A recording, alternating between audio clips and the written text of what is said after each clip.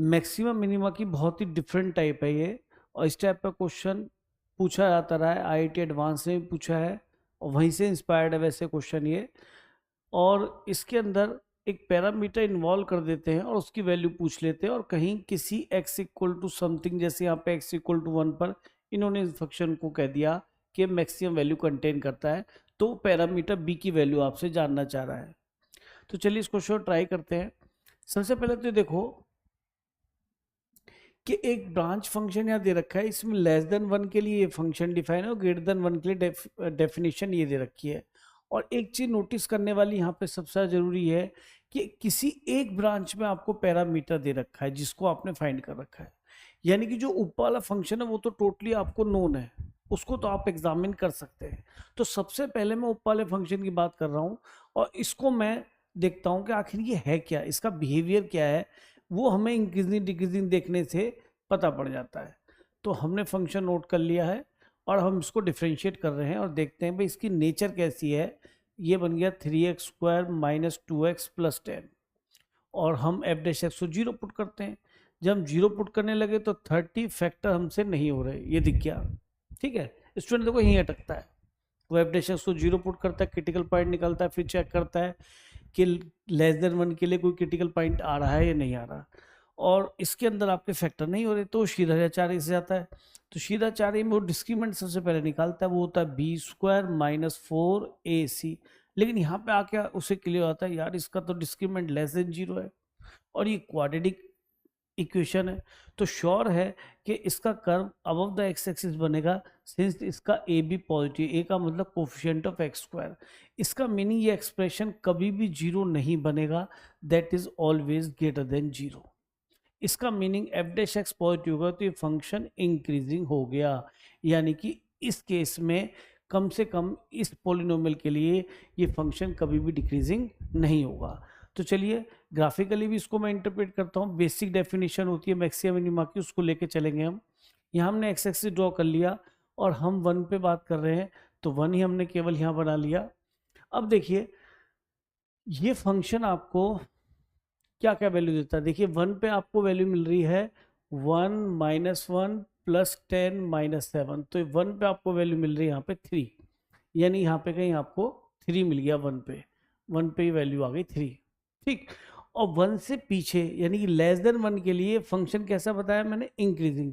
Increasing का meaning नीचे चलेगा ऊपर तक जाएगा, और यहाँ पे देखिए एक्स क्यूब जो इसकी हाईएस्ट डिग्री है उसमें अगर मैं माइनस इन्फिनिटी रख दूं तो ये माइनस इन्फिनिटी देगा, और आगे इसकी लेस डिग्री है तो ये इससे हमेशा छोटी रहेंगी, यानी कि ये माइनस इन्फिनिटी से कर्व स्टार्ट होगा और इंक्रीज होना चालू होगा, और इस तरीके से ये यहाँ पे ये आपका डार्क सर्कल हो गया। 1 पे आपको 3 वैल्यू मिल जाएगी। ये हमने इसका बिहेवियर चेक कर लिया, लेस देन इक्वल टू 1 के लिए ये बनना है। ठीक, अब मैं आपको यहाँ पे मैक्सिमम मिनिमा की बेसिक डेफिनेशन बताता हूँ कि मैक्सिमम वैल्यू कैसे मिलनी चाहिए। अब इसके आगे हमें कर्व अटैच करना है सेकंड इसकी ब्रांच का जो ग्रेटर देन 1 के लिए बन रही है। ठीक, तो हमने देखा कि भाई अगर कोई फंक्शन इस तरीके से है, पहले वो इंक्रीज कर रहा है और यहाँ पे आपको मैक्सिमम मिलना चाहिए, तो ऑब्वियस है कि यहाँ पर आपको सबसे बड़ी वैल्यू आनी चाहिए, यानी कि अगला फंक्शन जब इसके साथ अटैच होगा, उसको ध्यान सुनना, या तो वो इस तरीके से अटैच होगा, डिक्रीज ही आएगा इसके बाद, ठीक है, या फिर वो ऐसे हो सकता है कि नीचे आए। क्यों? क्योंकि मैक्सिमम मिनिमा की बेसिक डेफिनेशन में ये कहती है कि इसके लेफ्ट में भी लेस वैल्यू होनी चाहिए और राइट में भी लेस। तो लेस वैल्यू ऐसे भी आ सकती है और लेस वैल्यू मेरे ख्याल में इस तरीके से भी आ सकती है कि वो अपनी मैक्सिमम वैल्यू 3 तक अटेन कर ले, या फिर वो 3 से नीचे रहे, कौन सा अगला फंक्शन जो है। लेकिन ऐसे नहीं बन सकता वो किसी भी तरीके से। क्यों? क्योंकि जब राइट में जाएंगे तो राइट में इसकी वैल्यू जाएगी ज़्यादा है और यहाँ पे होगी कम, और यहाँ पे और ज़्यादा होगी, तो ये फंक्शन इंक्रीजिंग हो जाएगा, यहाँ पे आपको मैक्सिमा नहीं मिलेगा। यानी कि जो तीसरा वाला केस है वो तो पॉसिबल है ही नहीं। तो इससे हमें ये पता पड़ गया कि हम इन दोनों की बात करेंगे, यानी हमें यहाँ से इंफॉर्मेशन मिली अगर 1 के आगे हम 1 प्लस एच जाते हैं, यानी एफ एक्स की वैल्यू निकालते हैं, तो एफ ऑफ 1 प्लस एच की वैल्यू क्या बननी चाहिए, या तो वो 3 मैक्सिमम हाइट तक जाए यानी इस तरीके से, या फिर वो 3 से नीचे रह जाए, कुछ ऐसी कहानी हुई। तो इसका मीनिंग ये वैल्यू 3 के बराबर भी हो सकती है और 3 से कम भी आ सकती है, तभी आपको x इक्वल टू 1 पर मैक्सिमम वैल्यू मिलेगी। ठीक है, तो हमें यहाँ से जो इंफॉर्मेशन मिली वो ये मिली कि ये जो f(x) की जो सेकंड ब्रांच है, यहाँ पे इसको हटाए थे, आपने समझ लिया होगा कि इसकी value limit s tending to 0 कर दें, यानी टेंडिंग टू 0, यानी कि 1 के बिल्कुल इधर आप राइट से आ रहे होंगे, s tending to 0, 1 plus h निकाला, वो उसकी वैल्यू 3 हो या 3 से छोटी हो, ऐसी कुछ बात कर रहा है। तो ये आपने अप्लाई करना है, आपका क्वेश्चन यहाँ से हो जाना चाहिए। लेकिन यहाँ पे एक चक्कर है कि आपको लॉग को भी डिफाइन करना पड़ेगा, तो चलिए इसको डिफाइन कर लेते हैं कि B square minus 4 should be greater than 0, otherwise log ही डिफाइन नहीं होगा भाई, वहीं गड़बड़ हो जाएगी। तो इससे इसके फैक्टर हो गए B minus 2 and B plus 2, और इसको सॉल्व करेंगे तो हमें क्रिटिकल पॉइंट मिल गए -2 और 2, और यहाँ पे मिलेगा पॉजिटिव, यहाँ नेगेटिव, यहाँ पॉजिटिव। आप रख के देख सकते हैं, आपको पॉजिटिव चाहिए तो यहाँ से b की वैल्यू जो भी होगी लेस देन -2 होगी या ग्रेटर देन 2 होगी, श्योर है। तो अब हमने इसके अंदर 1 प्लस एच रखा, किसके अंदर, सेकेंड ब्रांच पे, तो x की जगह डाला हमने -2 इंटू 1 प्लस एच, और x तो यहीं पे ही है केवल, ये 2 आ गया, और ये B square minus 4 and that is less than equal to 3। तो h को 0 डाल दीजिए, यहाँ तो कोई इंडिटरमिनेट फॉर्म बनी रही, टेंडिंग टू 0, 0 डाला तो ये 0 -2 हो गया बेटा, और ये plus log base 2 and B square minus 4 less than equal to 3, ये उधर जाएगा तो 5 हो जाएगा, लॉग बेस 2 ये हो जाएगा B square minus 4 is less than equal to 5। अब एक्सपोनेंशियल फॉर्म में कन्वर्ट करेंगे तो इसको नीचे उतारेंगे और इसको 2 की पावर 5 लिख देंगे, B square minus 4 less than equal to 2 की पावर 5, क्योंकि फंक्शन लॉग यहाँ पे बेस 2 वाला है, इंक्रीजिंग है, इससे इक्वेशन चेंज नहीं होगी। अगर ये बेस 0 और 1 के बीच में होता तो मैं इक्वलिटी को यहाँ पे रिवर्स कर देता, इस चीज़ का ध्यान रखना। तो ये हमारा बन गया बेटा बी स्क्वायर माइनस ये 32, ये 36 आ जाएगा, फिर से इसके फैक्ट हो जाएंगे B minus 6 and B plus 6, और इसी इक्वेशन को हम सॉल्व कर लेंगे, -6 एंड 6, इसके आगे पॉजिटिव साइन, ये नेगेटिव और ये पॉजिटिव, तो ये आ गया -6 से 6, तो बी ये भी होना चाहिए। अब यहाँ पे चेक कर लेते हैं, यहीं पे इसका कॉमन निकाल लेते हैं, -6 से 6, तो इन दोनों केसेस में जो कॉमन मिलेगा वो आपको ये मिलेगा। अच्छा, 6 और -6 इंक्लूड भी कर रहे हैं क्योंकि इक्वल टू लगा हुआ है, तो यहाँ इक्वल टू लगा लीजिए। तो आप देखिए आपका सॉल्यूशन क्या बन गया, -6 टू -2 और -2 इंक्लूड नहीं है, और 2 टू इन्फिनिटी, तो इससे का आपका क्वेश्चन हो गया। अब देखिए इसी तरीके का बहुत साल पहले 2010 में क्वेश्चन और आया है, जिसमें यहाँ तो इन्होंने मैक्सिमम की बात करी है और वहाँ पे इन्होंने मिनिमम की बात करी है।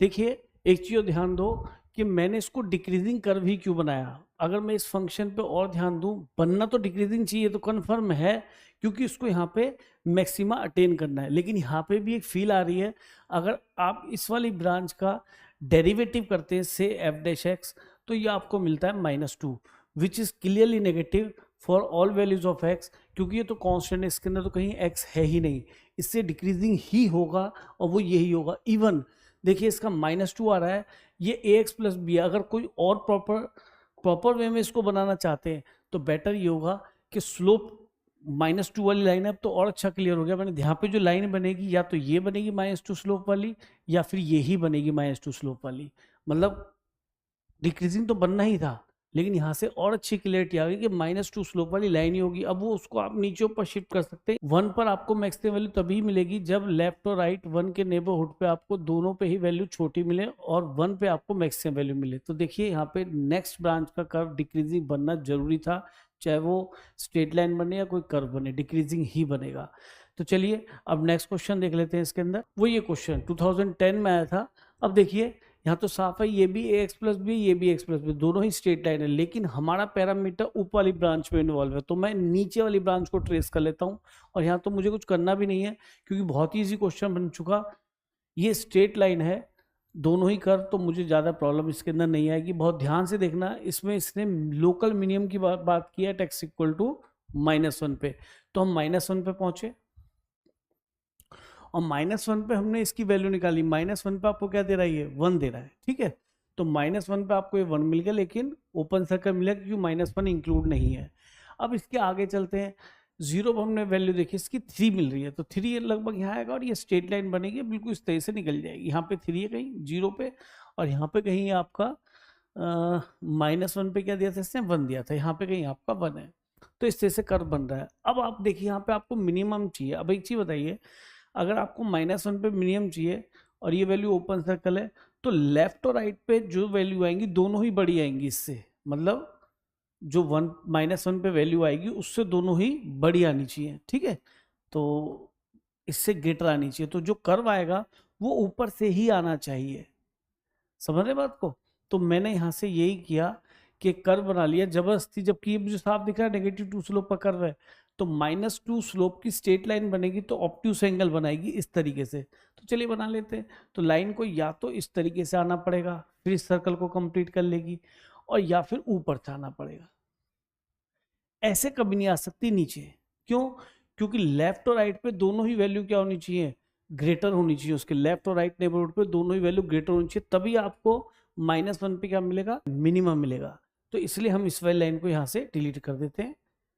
और अब देखते हैं कि हमारा केस क्या बना। हमारा केस बना कि -1 से पहले, यानी कि -1 -h पे जो भी वैल्यू आएगी या तो वो इस सर्कल को फिल कर देगी, यानी कि +1 वैल्यू बना देगी, या उससे बड़ी ही होगी इस तरीके से, तभी आपको -1 पे आपको मिनिमम मिल सकता है। तो f(1 - h) और h हम जानते हैं टेंडिंग टू 0 है, तो लिमिट लिख दीजिए। x की जगह -1 - h रखते हैं, -1 - h आपका ऊपर रखा जाएगा k into 2 into -1 - h greater than equal to 1। और देखिए यहाँ पे कोई इनडिटरमिनेट फॉर्म नहीं बन रही है, h को सीधा 0 पुट करना है, तो k -(2) हो गया ग्रेटर देन 1। तो k की वैल्यू आ गई आपकी ग्रेटर देन इक्वल टू -1।